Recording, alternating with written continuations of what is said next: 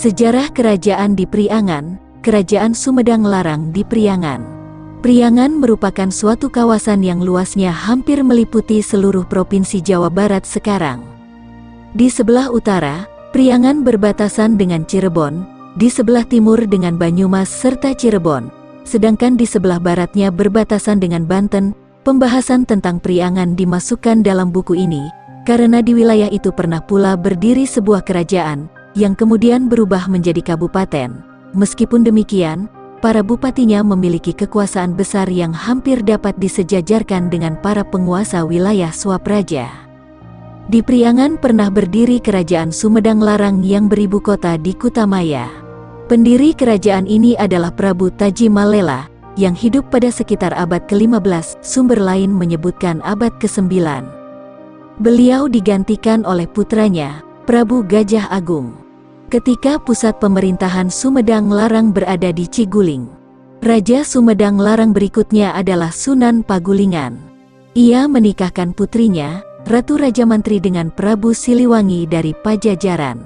Ratu Raja Mantri digantikan saudaranya bernama Sunan Guling. Para penguasa Sumedang Larang berikutnya secara berturut-turut adalah Sunan Tuakan, Nyimas Ratu Patuakan, dan Nyimas Ratu Dewi Inten Dewata atau Ratu Pucuk Umun.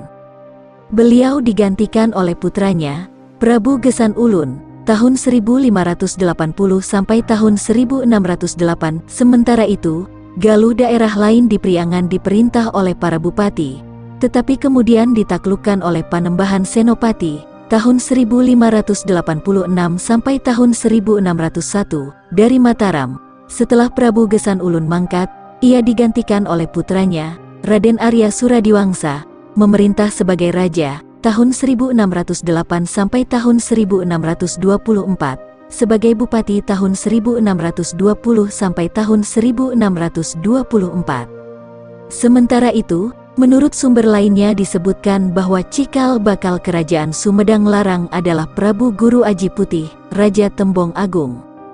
Beliau digantikan secara berturut-turut oleh Batara Tuntang Buana, Prabu Taji Malela, Jaya Dewata, Prabu Lembu Agung, Atma Brata, Prabu Gajah Agung, Jayabaya, Prabu Panggulingan, Mertalaya, Sunan Guling Tirtakusuma, Sunan Tuakan, Sintawati, Nyimas Ratu Patuakan, Satyasih, Ratu Inten Dewata Pucuk Umum, tahun 1530 sampai tahun 1578.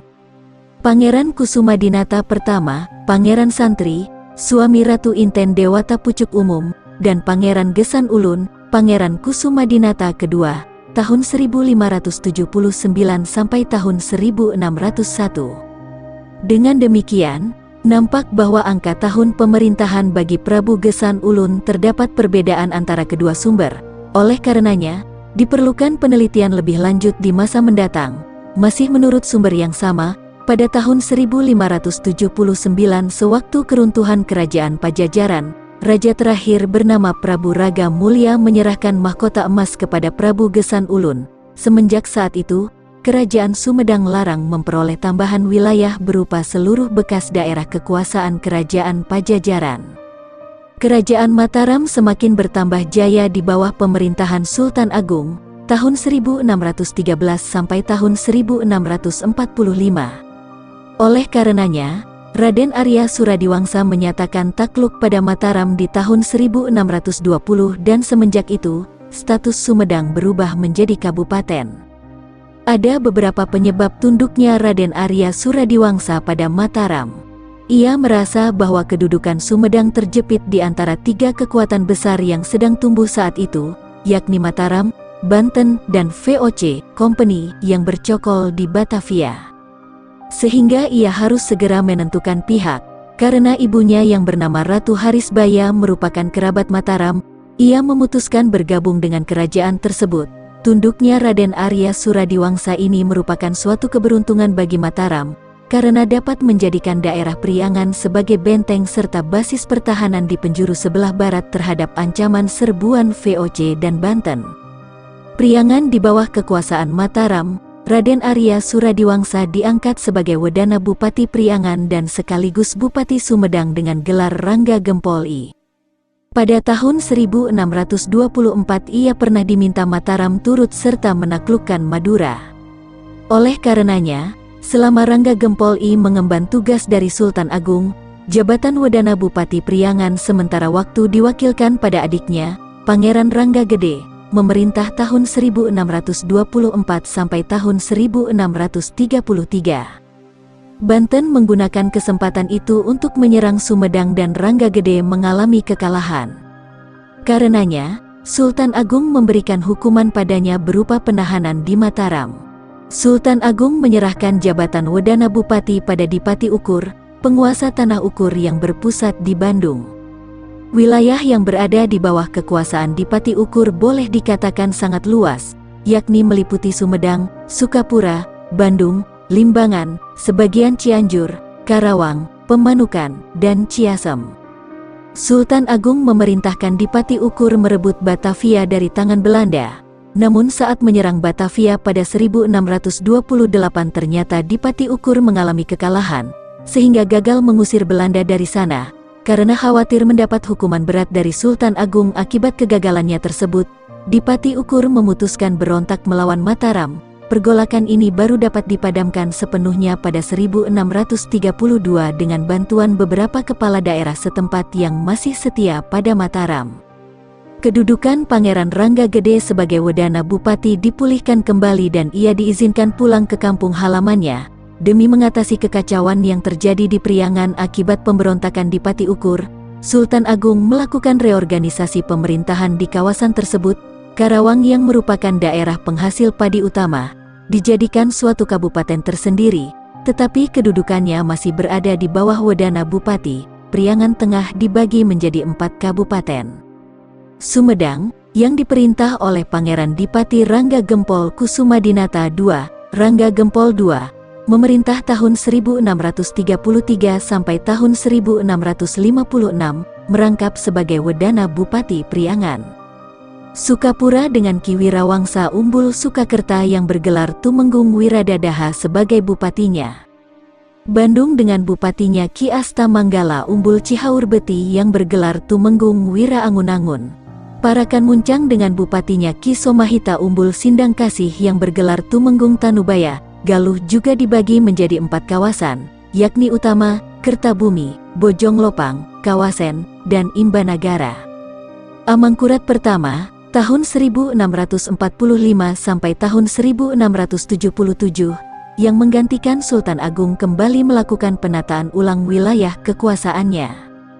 Ia membagi Mataram menjadi 12 daerah yang disebut ajek, dapat disetarakan dengan kabupaten. 9 di antara 12 ajek itu berada di Jawa Barat, yakni Sumedang dengan bupatinya Rangga Gempol III, tahun 1656 sampai tahun 1706, Parakan Muncang dengan bupatinya Tumenggung Tanubaya, Bandung dengan bupatinya Tumenggung Wiraangun-angun, Sukapura dengan bupatinya Tumenggung Wiradaha, Karawang dengan bupatinya Tumenggung Panatayuda, Imbanagara dengan bupatinya Ngabehi Ngastanagara, Kawasen dengan bupatinya Mas Managara, Wirabaja, dan Sekace. Reorganisasi tersebut dimaksudkan untuk memperkuat pertahanan Priangan terhadap ancaman yang berasal dari Banten maupun VOC. Akibat penataan ulang ini, jabatan Wedana Bupati dihapuskan dan statusnya menjadi sama dengan bupati-bupati lainnya, di mana sebelumnya Bupati Sumedang yang bergelar Pangeran dan merangkap sebagai Wedana Bupati Priangan dianggap yang tertinggi di antara para bupati lainnya. Setelah tertanamnya otoritas Mataram di Priangan, model pemerintahan para bupati dibangun seturut kerajaan besar tersebut. Bupati-bupati di atas mirip replika Raja Mataram dalam skala yang lebih kecil, di mana mereka seperti penguasa Mataram mempunyai simbol-simbol kebesaran pula, yakni payung kebesaran, songsong, busana kebesaran, senjata pusaka, dan lain sebagainya. Dengan demikian, bupati di Priangan dapat dianggap sebagai wakil atau kepanjangan tangan penguasa Mataram. Mereka menduduki strata tertinggi di Priangan dan disebut dalem atau pagusten oleh masyarakat setempat. Salah satu sumber penghasilan bupati berasal dari tanah yang dimilikinya dan disebut cacah. Luasnya tanah milik ini menentukan tinggi rendahnya kedudukan bupati yang bersangkutan dan bukannya luas wilayah kabupatennya. Tanah tersebut sangat penting artinya dan ketika seorang bupati pindah ke daerah lain, cacah yang semula dimilikinya tidak perlu dilepaskan. Begitu pula bila seorang bupati membuka lahan di tempat jabatan barunya, maka tanah itu akan menjadi haknya. Dengan demikian, tidak mengherankan bila dalam suatu kabupaten terdapat daerah-daerah kantong, enclave, milik bupati lain yang telah pindah tugas atau baru bertugas. Tidak jarang hal ini memicu perselisihan atau sengketa antar bupati, misalnya antara Bupati Parakan Muncang dengan Sukapura mengenai cacah di Taraju. Bila terjadi perselisihan semacam ini, Raja Mataram yang akan menjadi penengahnya. Persengketaan masalah tanah ini tentu saja memberi kesempatan bagi Mataram memperkuat pengaruhnya. Kabupaten Priangan pada zaman VOC dan Hindia Belanda. Setelah wafatnya Sultan Agung, Kerajaan Mataram semakin merosot dan beberapa daerah jatuh ke tangan VOC, termasuk Priangan. Pada perjanjian yang ditanda tangani pada 19–20 Oktober tahun 1677, VOC memperoleh Priangan Tengah dan Barat. Selanjutnya, semenjak tanggal 5 Oktober tahun 1705, VOC mendapatkan lagi Priangan Timur dan Cirebon, sehingga kini praktis seluruh daerah Priangan jatuh ke tangan Belanda. Mulanya, Priangan itu hanya disewakan saja kepada Belanda, namun karena penguasa Mataram makin lemah dan kerap meminta bantuan Belanda, lama-kelamaan daerah itu jatuh sepenuhnya ke dalam kekuasaan Belanda. Dengan menerapkan sistem pemerintahan tidak langsung, Belanda mengangkat para Bupati Bumiputra sebagai kepanjangan tangan mereka dalam memerintah rakyat. Pengangkatan yang berlangsung pada tanggal 15 November tahun 1685 itu disertai pula dengan penganugerahan sejumlah tanah lungguh, apanage, yang dihitung berdasarkan satuan cacah. Pangeran Sumedang menerima 1015 cacah, Demang Timbanganten menerima 1125 cacah, Tumenggung Sukapura menerima 1125 cacah, Tumenggung Parakan Muncang menerima 1076 cacah, Gubernur Imbanagara menerima 708 cacah, dan Lurah-Lurah Bojong Lopang menerima 20 cacah serta 10 desa. Untuk mengawasi dan mengatur mereka, VOC mengangkat Pangeran Arya Cirebon sebagai Bupati Kompeni yang bertugas pula melakukan koordinator antar bupati yang berada di bawah kekuasaannya dengan besluit atau surat pengangkatan tertanggal tanggal 19 Februari tahun 1706. Agar melakukan tugasnya dengan baik, Belanda menganugerahi mereka berbagai hadiah di luar penghasilan resmi. Adapun tugas-tugas para bupati pada masa itu antara lain melakukan penanaman kopi, lada, kapas, dan tumbuhan lainnya yang menguntungkan Belanda. Menyerahkan hasil di daerahnya pada VOC setiap tahunnya dan bertanggung jawab pula atas transportasinya.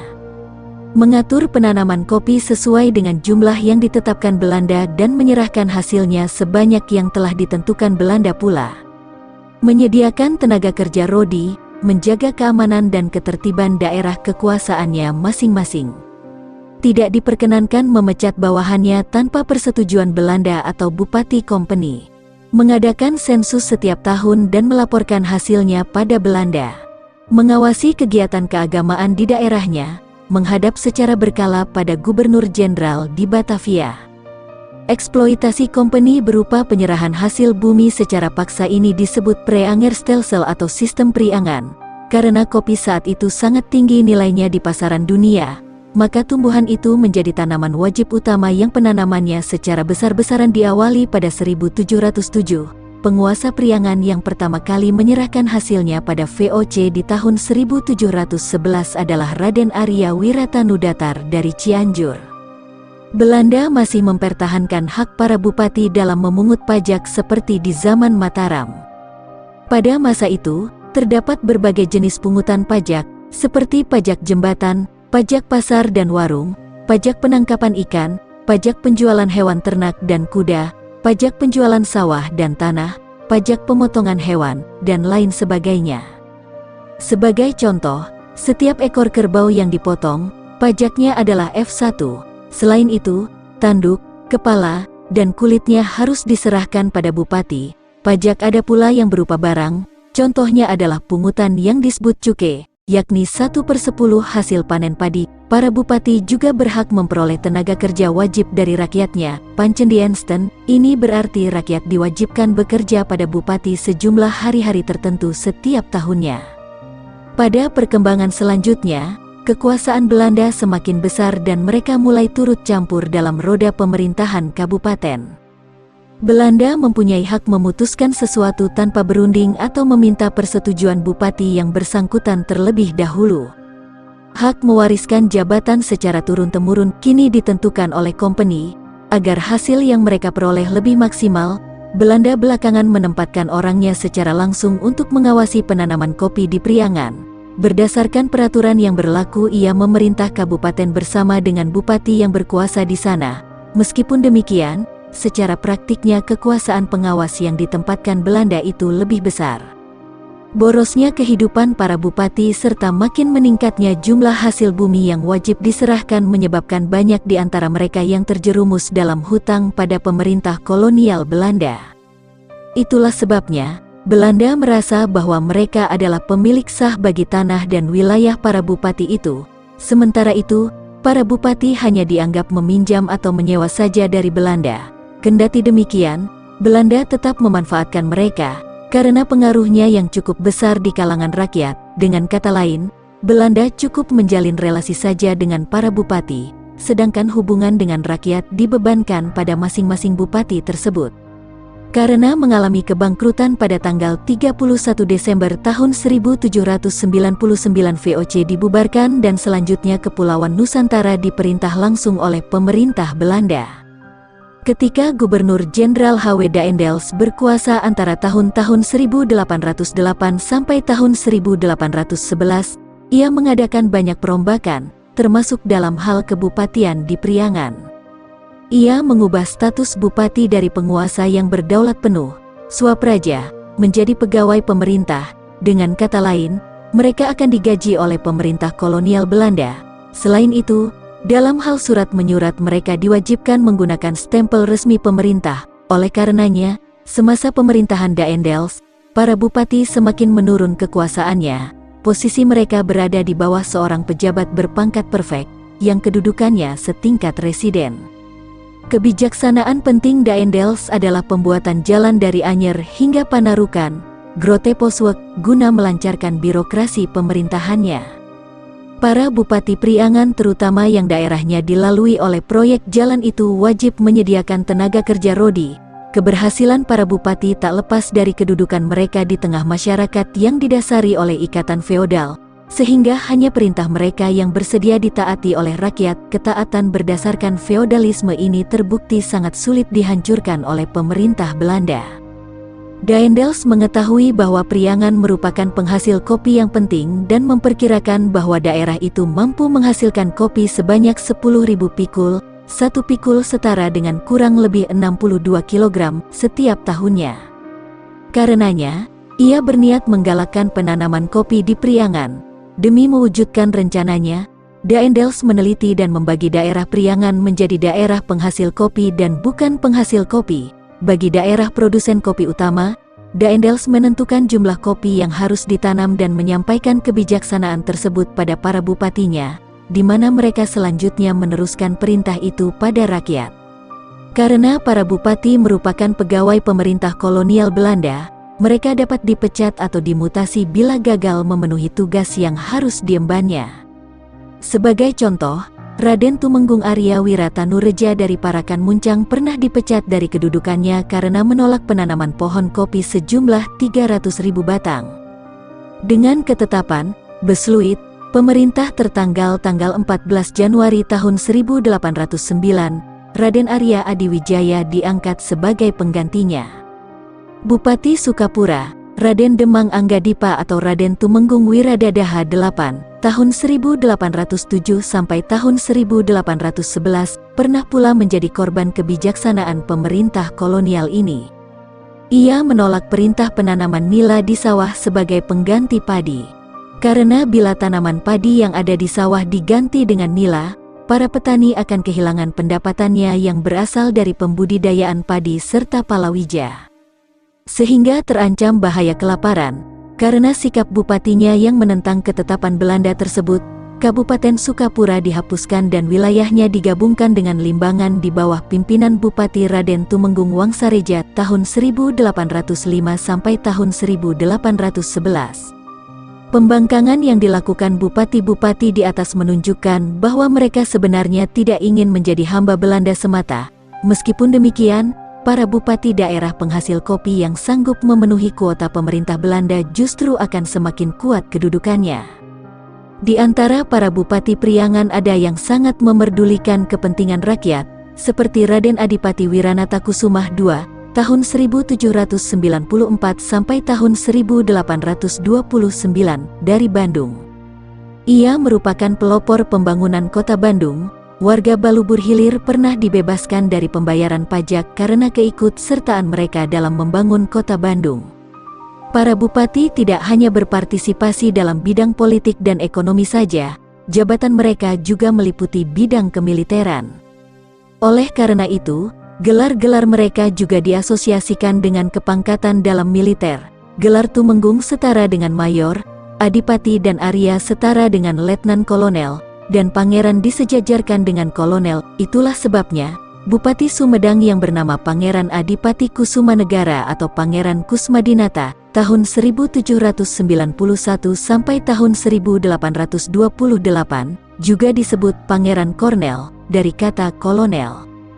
Daendels digantikan oleh Gubernur Jenderal Jan Willem Janssens, yang sempat memerintah selama 4 bulan saja, karena serbuan armada Inggris pada tahun 1811. Belanda tidak sanggup menahan serbuan tersebut, sehingga Kepulauan Nusantara jatuh ke tangan Inggris melalui penandatanganan Perjanjian Tuntang, tanggal 17 September tahun 1811. Sebagai wakilnya, pemerintah Inggris menempatkan T.S. Raffles. Beberapa kebijaksanaan Daendels tetap dijalankan oleh Raffles, seperti penghapusan hak bupati memerintah secara turun-temurun, di mana jabatan bupati masih tetap sebagai pegawai pemerintah. Tujuannya adalah menghapuskan ikatan feudal bupati dengan rakyatnya. Hak bupati dalam mengadili rakyatnya juga dihapuskan dan semenjak tahun 1813, mereka hanya menjadi pengawas urusan kepolisian. Ternyata terbukti bahwa Raffles gagal memutuskan ikatan feodal antara bupati dan rakyatnya ini, karena wibawa mereka selaku penguasa tradisional tetaplah besar. Sebagai contoh adalah saat meletusnya pemberontakan Bagus Rangin pada 1812, pemerintah kolonial Inggris gagal mengatasinya, sehingga harus meminta bantuan Bupati Sumedang, Cianjur, dan Karawang. Barulah dengan demikian pemberontakan dapat ditumpas. Semenjak tahun 1816 kekuasaan atas Pulau Jawa balik lagi pada Belanda. Kini, kekuasaan bupati dikurangi kembali dengan peraturan-peraturan tertentu, sehingga memancing ketidakpuasan di kalangan bupati. Gubernur Jenderal Van der Capellen mengetahui kenyataan ini dan menyadari betapa besarnya karisma seorang bupati di mata rakyatnya. Oleh karenanya, dengan besluit tertanggal 1 Februari tahun 1820 para bupati dipulihkan kedudukannya sebagai kepala daerah.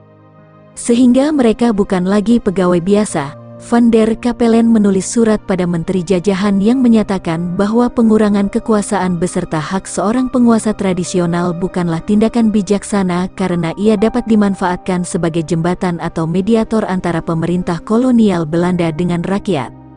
Pada tahun 1820 dikeluarkan keputusan pemerintah yang menetapkan bahwa para bupati harus dihormati layaknya penguasa tertinggi di kabupatennya. Meskipun kedudukannya berada di bawah asisten residen, tetapi baik asisten residen maupun bupati harus saling memberikan saran atau nasihatnya.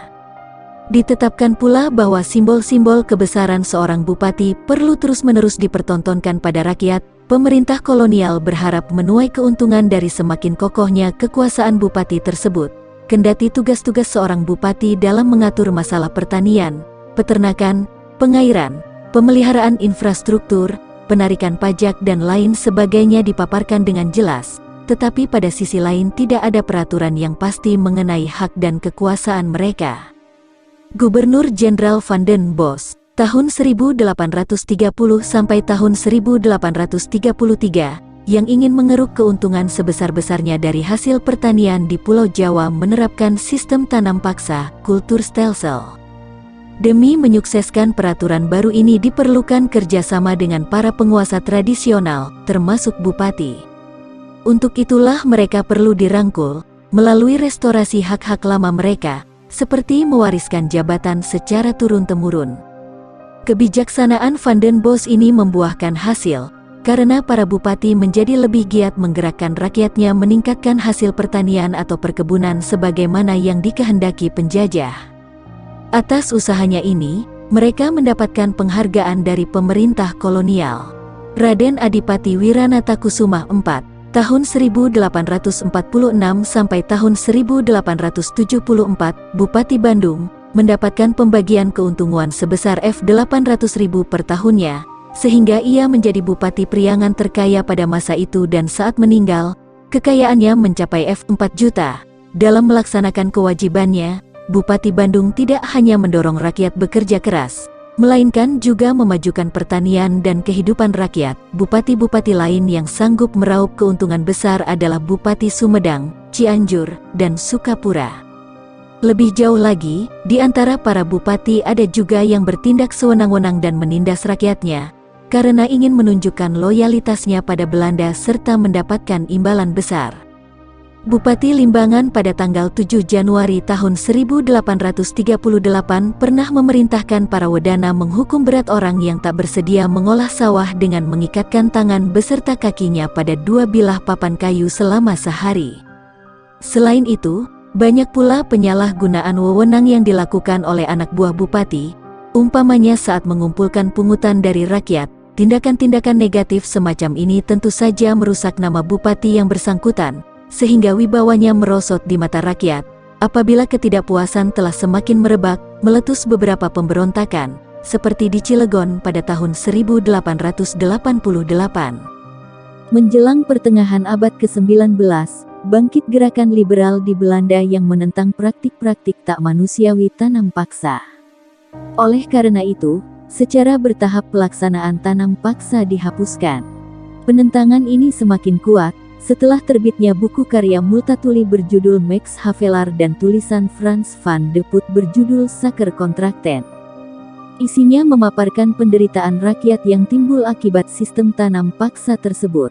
Akhirnya pada tahun 1870, tanam paksa secara resmi dihapuskan, terkecuali bagi tanaman kopi yang baru berakhir tahun 1917.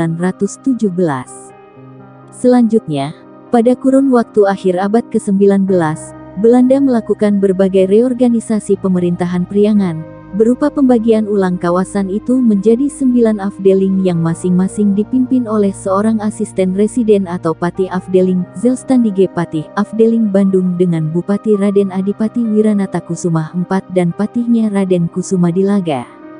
Afdeling Cicalengka Ibu Kota Cicalengka dengan patihnya Raden Demang Wiradikusuma. Afdeling Cianjur Ibu Kota Cianjur dengan Bupati Raden Tumenggung Prawiradirja dan patihnya Raden Arya Wiradireja. Afdeling Sumedang Ibu Kota Sumedang dengan Bupati Pangeran Surya Kusumadinata dan patihnya Raden Sacadi Praja. Afdeling Limbangan Ibu Kota Garut dengan Bupati Raden Adipati Suryanata Kusuma dan patihnya Raden Rangga Angga Adiwijaya. Afdeling Sukapura Ibu Kota Manonjaya dengan Bupati Raden Tumenggung Wiratanubaya IV dan patihnya Raden Rangga Danukusuma. Afdeling Sukapura Kolot, Ibu Kota Mangunreja dengan Bupati Raden Prawirakusuma. Afdeling Tasikmalaya, Ibu Kota Tasikmalaya dengan patihnya Raden Rangga Somanagara. Dan Afdeling Sukabumi, Ibu Kota Sukabumi dengan patih Raden Rangga Wangsareja. Dengan adanya ketetapan baru ini, wewenang bupati semakin menurun, karena patih afdeling yang lebih besar kekuasaannya dan segenap kewenangan berada di tangan residen Belanda. Dengan demikian, seorang bupati hanya ditampilkan sebagai figur atau simbol saja di hadapan rakyatnya. Semenjak tanggal 1 Januari tahun 1871, hak bupati menarik pajak baik dalam bentuk uang maupun hasil bumi serta memerintahkan kerja wajib bagi rakyatnya dihapuskan. Namun khusus bagi bupati-bupati Priangan, Mereka masih diperbolehkan memiliki tenaga kerja wajib sebanyak 40 orang setiap harinya. Inilah pembeda antara bupati-bupati Priangan dengan tempat-tempat lainnya. Sebagai pengganti hak mereka dalam memungut pajak yang telah diambil alih pemerintah kolonial, para bupati tersebut menerima gaji beserta tunjangan yang cukup tinggi dan selain itu masih mendapatkan komisi atau bonus atas penyerahan hasil kopi dari daerah mereka. Gaji yang diterima oleh bupati-bupati Priangan boleh dikatakan tinggi dan melebihi daerah lainnya. Rata-rata mereka menerima gaji F20.000 per tahun, bandingkan dengan Bupati Semarang dan Surabaya yang hanya menerima F14.000 dan tunjangan F2.400 per tahunnya. Yang paling tinggi tunjangannya adalah Bupati Bandung, yakni sebesar F100.000. Selain itu, mereka masih mendapatkan bonus sebesar F1 tiap pikul kopi yang diserahkan. Para bupati yang berjasa meningkatkan produksi kopi atau kemajuan daerahnya akan memperoleh tanda penghargaan dari Belanda. Terdapat sederetan bupati yang menerima penghargaan semacam itu menjelang akhir abad ke-19 dan awal abad ke-20 atas keberhasilan mereka memajukan daerahnya. Raden Adipati Arya Kusumadiningrat, tahun 1839 sampai tahun 1886, dari Galuh memperoleh anugerah berupa payung kebesaran dan bintang jasa Ridder in the Orde van den Nederlandse Leeuw, yang masing-masing dianugerahkan pada tahun 1874 dan 1878 atas jasanya membangun 3 pabrik penggilingan kopi, membuka areal persawahan baru, membangun jalan antara Panjalu Kawali, dan mendirikan sekolah bernama Sakola Sunda pada tahun 1876 di Kawali serta Ciamis. Raden Adipati Wiranata Kusuma IV, tahun 1846 sampai tahun 1874, dari Bandung berjasa memajukan perkebunan kopi dan pertanian. Itulah sebabnya, Belanda menganugerahkan bintang Ridder in the Orde van den Nederlandse Leeuw, sehingga ia dikenal pula dengan sebutan Dalem Bintang. Raden Adipati Kusumadilaga, tahun 1874 sampai tahun 1893, yang menggantikan Wiranata Kusuma IV sebagai Bupati Bandung, tercatat keberhasilannya dalam memajukan kehidupan rakyat melalui koperasi. Bupati Limbangan, Garut, yang bernama Raden Adipati Wiratanudatar, tahun 1871 sampai tahun 1915, berhasil memajukan pendidikan dan perdagangan di kabupatennya, sehingga mendapat penghargaan berupa bintang Officier in the Orde van Oranje Nassau dan bintang Mas. Pangeran Arya Surya Atmaja, tahun 1882 sampai tahun 1919, mendapat penghargaan berupa bintang Mas karena berjasa menanggulangi wabah penyakit dan memajukan kabupaten yang diperintahnya. Selain itu, ia masih menerima anugerah berupa payung kebesaran, Songsong Kuning, pada tahun 1906. Bupati Bandung, Raden Adipati Arya Martanagara, tahun 1893 sampai tahun 1918, berjasa meningkatkan hasil kopi, memproduksi genteng bagi tempat kediaman rakyatnya, membangun sarana pengairan dan infrastruktur berupa jembatan, membuka areal pertanian, dan lain sebagainya. Dengan Besluit nomor 2 tertanggal tanggal 27 Agustus tahun 1900, ia memperoleh anugerah bintang Mas dan gelar Adipati. Besluit tertanggal tanggal 29 Agustus tahun 1906. Bahkan, ia pernah menerima kunjungan Raja Siam dan menerima penghargaan Officier Kroon Orde van Siam. Selain itu, ia tersohor pula sebagai sastrawan yang menulis Babat Sumedang, Wawacan Angling Dharma, Babat Raden Adipati Arya Martanagara, autobiografi dirinya, dan Wawacan Batara Rama. Bupati yang terkenal memajukan kebudayaan adalah Raden Adipati Wiranata Kusuma V, Raden Adipati Kusumadilaga. Ia tercatat menghidupkan kembali kesenian wayang. Bupati lainnya yang juga memperoleh penghargaan adalah Raden Prawiradireja, tahun 1863 sampai tahun 1910, dari Cianjur berupa hak memakai gelar Adipati, dan demikian pula dengan Raden Wirahadiningrat, tahun 1874 sampai tahun 1906, dari Sukapura, yang masih ditambah lagi dengan bintang Oranye Nassau. Pangeran Surya Kusuma Adinata, Tahun 1836 sampai tahun 1882, dari Sumedang memerhatikan pendidikan di daerahnya dengan mendirikan sekolah atas biayanya sendiri pada tahun 1867, di mana seseorang berkebangsaan Belanda bernama G. Warner menjadi salah satu gurunya. Sistem pemerintahan, para bupati di Priangan pernah mengalami pasang surut dari segi wewenang dan kekuasaannya, sebagaimana yang baru saja diulas di atas. Sebelum jatuh ke tangan Mataram, di sana pernah berdiri Kerajaan Sumedang Larang. Namun kemudian turun posisinya menjadi Wedana Bupati Priangan, merangkap Bupati Sumedang yang masih lebih tinggi kedudukannya dibandingkan bupati-bupati Priangan lainnya. Jabatan Wedana Bupati ini pada perkembangan selanjutnya dihapuskan. Pada zaman Belanda, kedudukan bupati sebagai kepala daerah yang bebas pernah berubah sebagai pegawai biasa, di mana wewenang mereka kerap berubah-ubah seiring dengan berjalannya waktu. Jalinan bupati dengan rakyatnya boleh dikatakan sangat kuat karena ikatan feodal masa itu. Belanda berupaya memutuskan mata rantai ikatan ini, tetapi gagal. Secara umum Belanda menggunakan sistem pemerintahan tak langsung, di mana mereka tidak berhubungan langsung dengan rakyat, melainkan melalui perantaraan para bupati tersebut. Untuk selanjutnya, para bupati itu yang meneruskan perintah Belanda pada rakyatnya. Di bawah bupati masih terdapat lagi wedana, jutak, dan para lurah, yang menjadi saluran perintah Belanda pada rakyat. Belanda memerlukan para bupati ini sebagai perantara karena kuatnya ikatan mereka dengan rakyatnya. Hanya perintah mereka yang bersedia ditaati oleh rakyat.